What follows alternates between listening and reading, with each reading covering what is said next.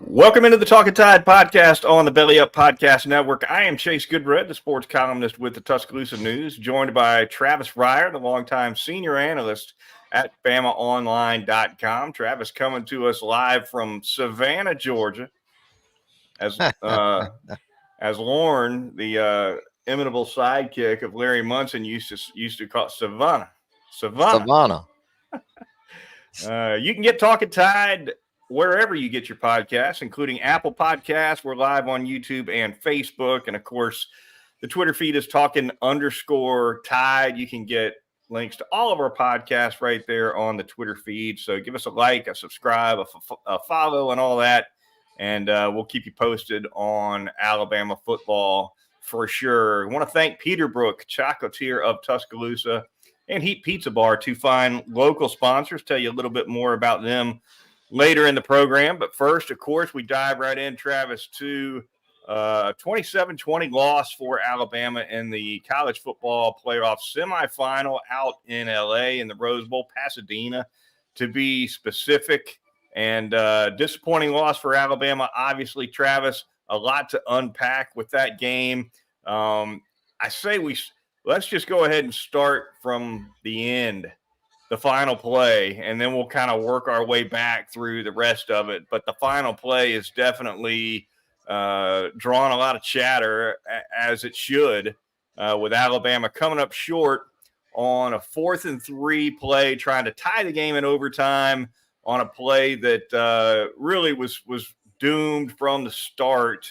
If you look at it from, and I looked at it from every angle, and I watched every block, trying to figure out exactly what went right, what went wrong, and clearly most things went wrong on that play.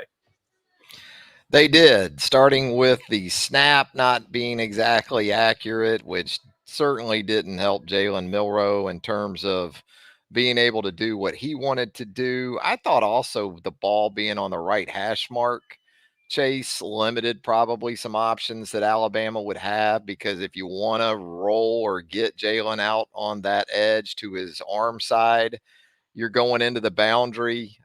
We heard Nick Saban talk about it post game, how they went kind of timeout for timeout with Michigan and trying to get the looks that they wanted.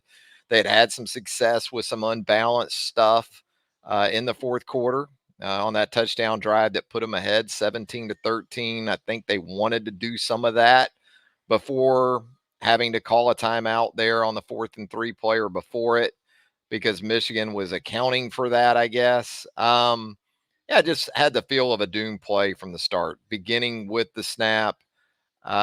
Michigan did a nice job. Really didn't respect the back motioning out there at all. I think they sent the linebacker a little bit out there, but everybody else was jumping inside, kind of anticipating something between the tackles with Jalen Milroe, and didn't really get behind Jaden Roberts, who was pulling from that right side and looked like a quarterback power all the way to try to get Jalen Milroe into the end zone. And Michigan had it sniffed out pretty good. And, there you go. That's the end of the season. Up front on this play, I counted 2 successful blocks by offensive linemen. Seth McLaughlin came down on a tackle, got the job done. Tyler Booker came down on an inside defensive tackle, got the job. Those were the 2 blocks that worked. Roberts pulls out for what looked like he was trying to do some kind of a kick-out block, and there was nobody to kick out. Caden Proctor stepped inside, but didn't get a piece of anybody. And Latham on the right side set soft. Wasn't trying to push anybody. Looked like he was just it was almost like a pass block set where he was just trying to pick up maybe whatever was coming from the backside. And he got pushed into it and actually tripped Milroe a little bit with his left foot. He had to basically stick it right in Milroe's path in order to plant himself. And that caught Milroe as he was trying to go through, I think that took a lot of power out of Milroe right there. And a linebacker that C.J. Dupree was trying to take care of came in and crashed inside and got the first piece of Milroe, and it went nowhere. Yeah, I think again, it started with the snap too. It kind of threw things off, the timing a little bit. I saw what you saw with J.C. Latham, although, really with how that play looked to be designed, J.C. was more on the backside of the play if it goes according to plan. So it shouldn't have probably mattered as much on his side of things. With Dupree, I thought the defender for Michigan kind of helped Alabama there. Again, if everything goes according to plan, starting with the snap, you kind of get that defender taking himself out of it. The problem too, I think, with the back going out to the flat was that you weren't able to count for Sanistril, the nickel defender, or that safety that was kind of coming in support there. So he had Right. kind of a free look at it and able to kind of cave down on it. So you might have been a blocker short because you motioned the back out to the flat and you didn't really have any intention on perhaps throwing it to him out in the flat when you actually had numbers out there. You had two blockers on two defenders out to the field side. And if you throw it to the back, you probably got a pretty good chance there. But again, it's all hindsight at this point. And as Nick Saban said, you're out of timeouts at that point. So you kind of got to run what you got in that scenario. And it needed to be executed at a very high level. And again, on a couple different levels, it just wasn't. Kobe Prentice mentioned in the post game that it was a bubble screen set up for Roydell Williams out there in the flat. Milroe never looked at it.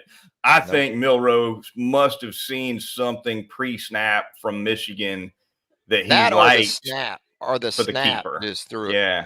or the snap just put him in the mode of I got to go get this. That could be it too.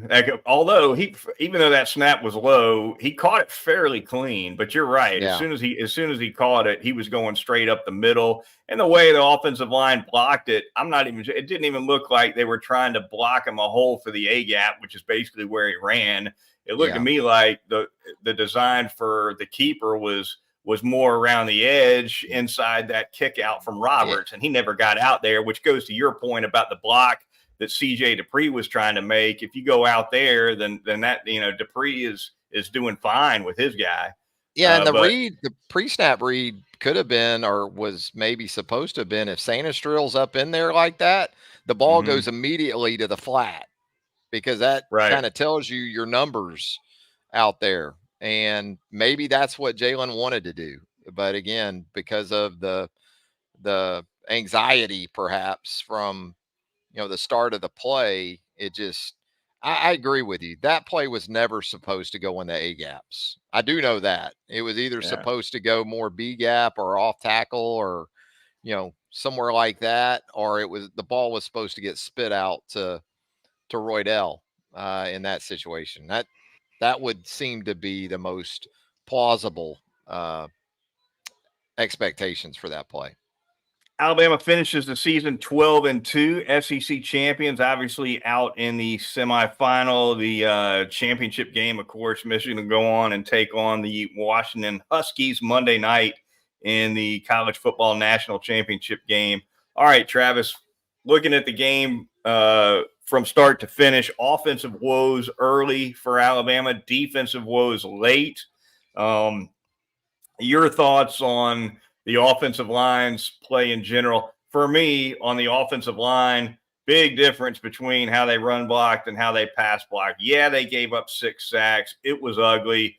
I think Milroe was it had the look of September Alabama to me in terms of pass pro and in terms of how Milroe handled the rush, not so well.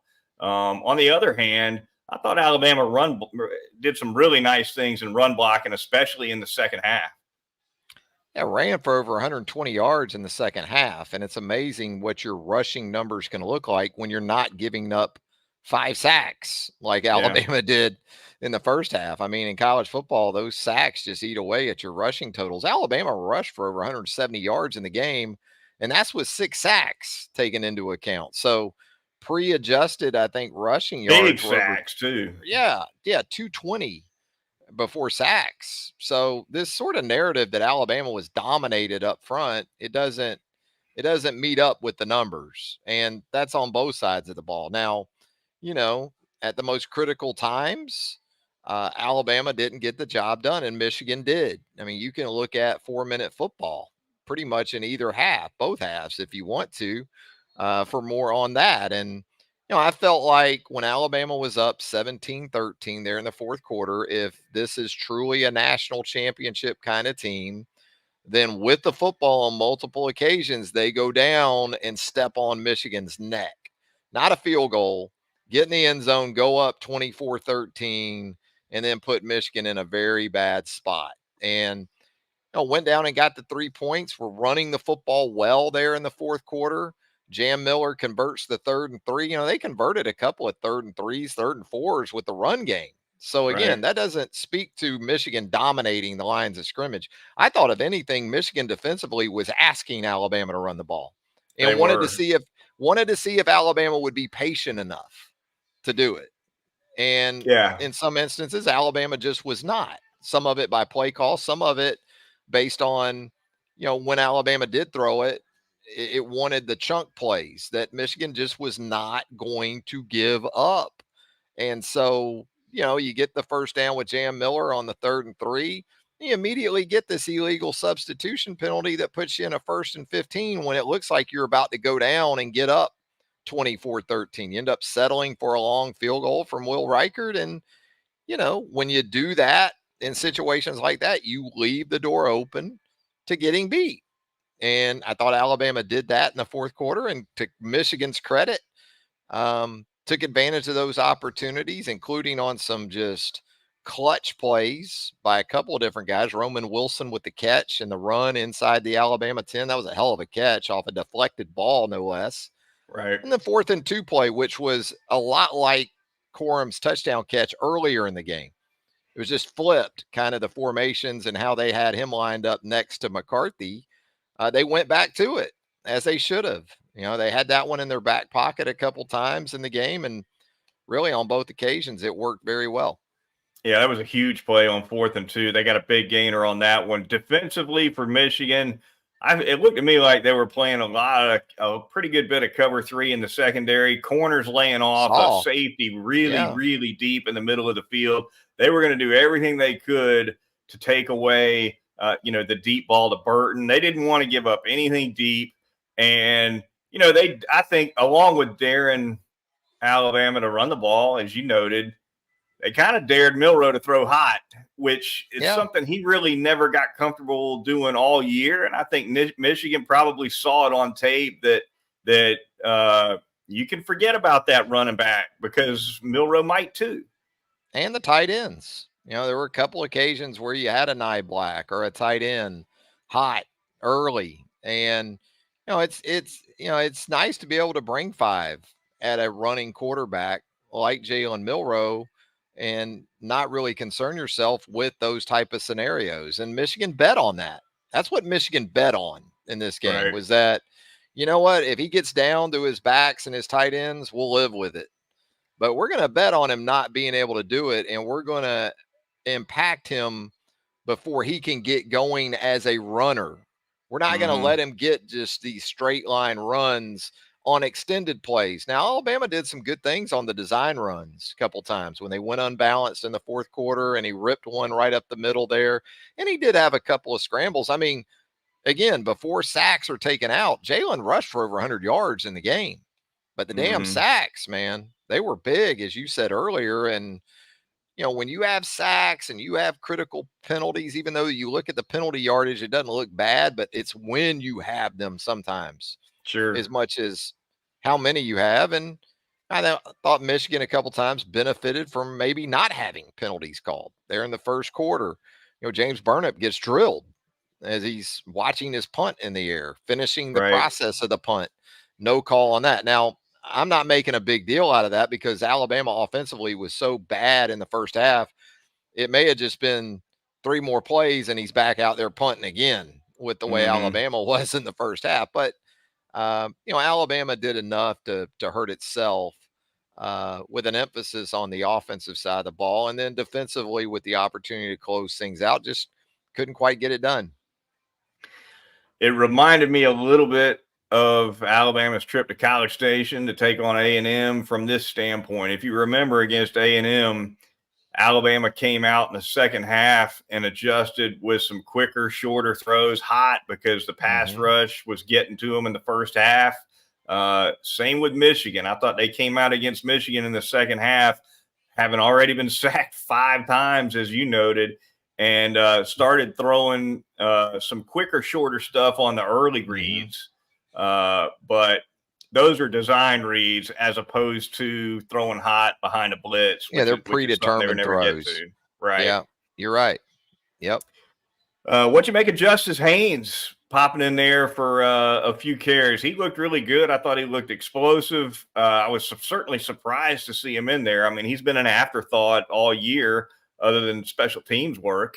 But he made a difference in there. Looked good.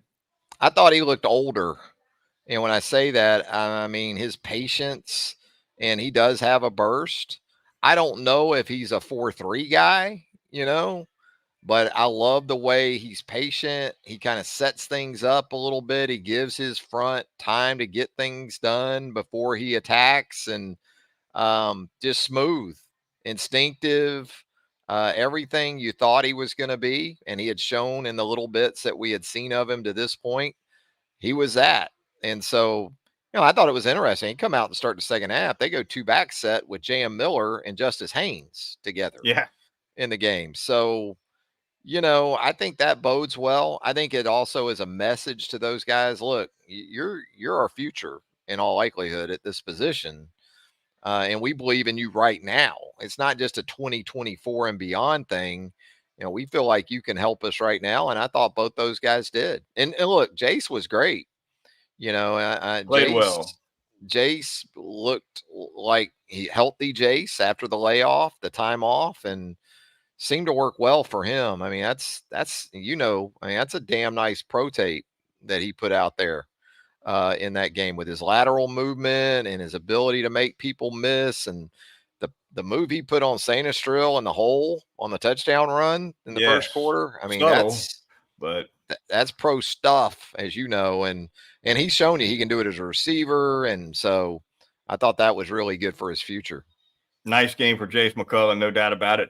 Big advantage for Alabama in the special teams realm. And had Michigan lost this game, it would have gone back to special teams, I think, for Wolverines fans, Travis. And it wasn't like Alabama played great special teams, which they did, and Michigan was terrible on special teams, right? They blow the extra point, they miss a field goal, they have a turnover that turns into Alabama's first touchdown. They nearly turn it over again at the end of regulation inside their own 5-yard line, a play that could have easily gone for a game-winning touchdown for Alabama. Just a mess on special teams for Michigan. Alabama, on the other hand, Reichert bombs 2 from 50-plus.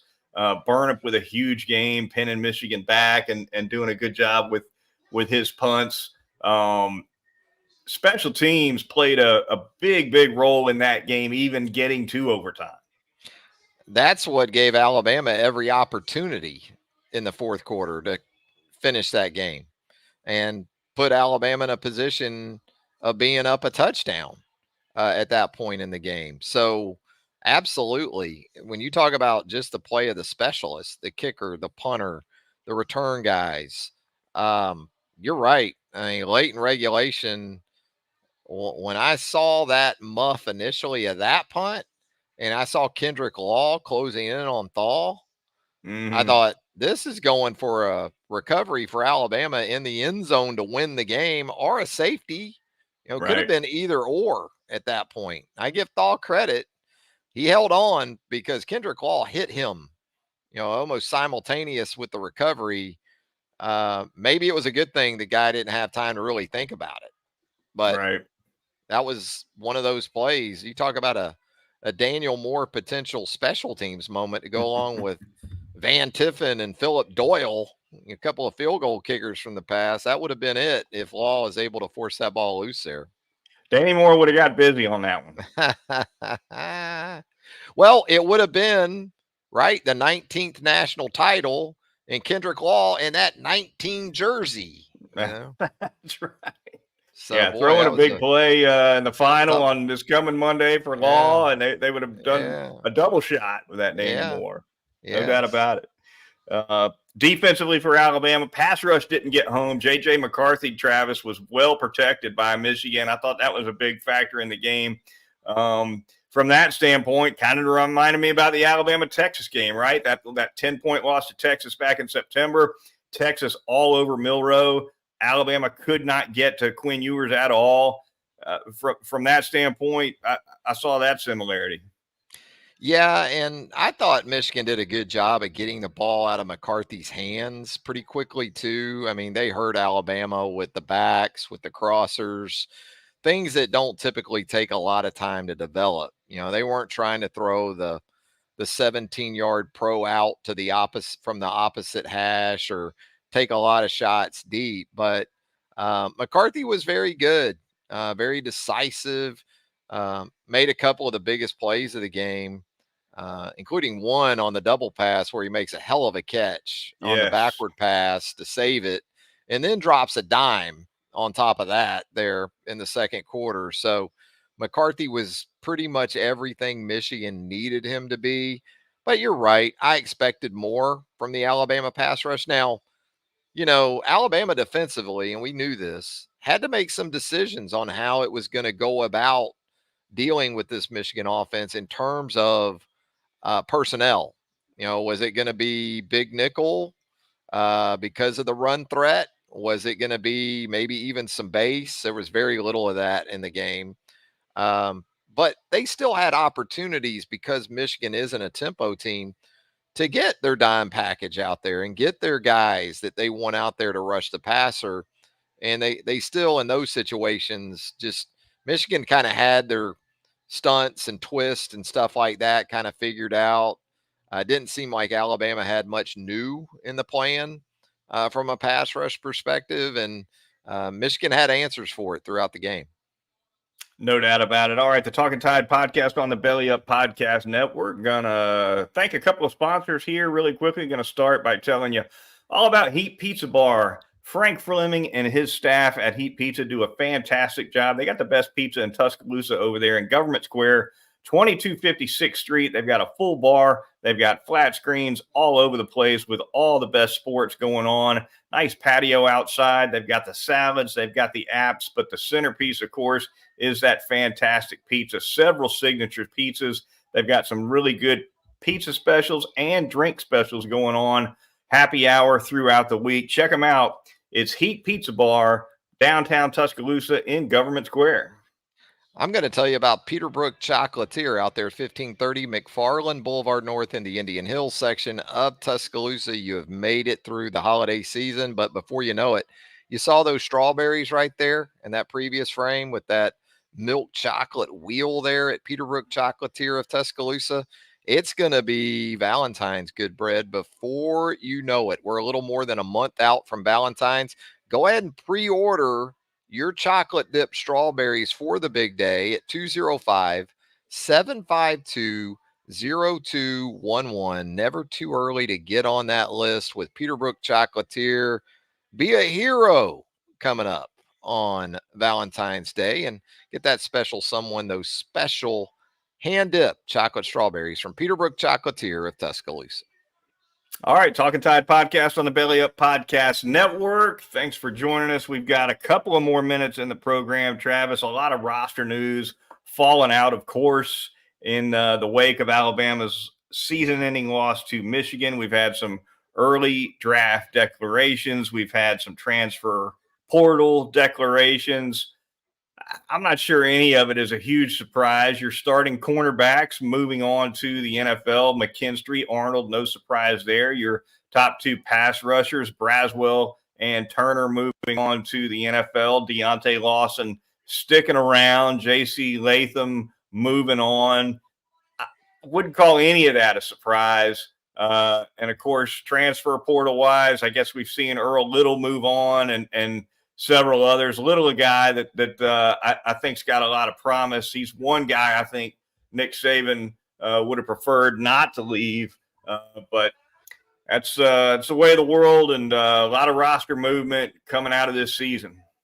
It is, and the roster and the transfer portal, it gives and sometimes it takes away. You're able to secure the services of Damani Jackson, previously of USC at the cornerback position, and then you learn you're going to be losing Earl Little Jr. So, I think with Malachi Moore, I guess, looking like he's back for another Right. year, that's huge.